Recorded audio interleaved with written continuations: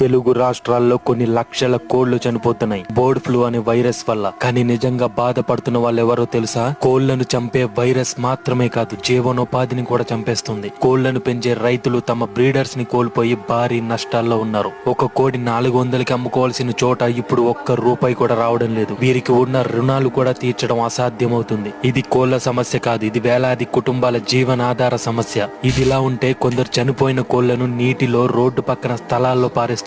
దాని వల్ల నీరు కలుషితం అవుతుంది, గాలి విషతుల్యం అవుతుంది. మనం కూడా ప్రమాదంలో ఉన్నాం. ఈ సమస్య మనమే తీసుకురాకూడదు. చనిపోయిన కోళ్లను రోడ్ల పక్కల అలాగే నీటిలో పారేయొద్దు. భద్రంగా పూడ్చిపెట్టాలి. చికెన్ ఇంకా గుడ్లను బాగా ఉడకబెట్టి తినాలి. అన్నిటికన్నా ముఖ్యం హైజీనిక్ గా ఉండండి. బయటికి వెళ్లి వచ్చినప్పుడు కాళ్ళు కడుక్కుని లోపలికి వెళ్ళండి. స్నానం చేసి పక్క వారిని ముట్టుకోండి. ఇది కోళ్ల ప్రాణాల గురించి కాదు, వేలాది కుటుంబాల భవిష్యత్తు గురించి. ఇది అందరికీ తెలియాల్సిన విషయం. ఇప్పుడే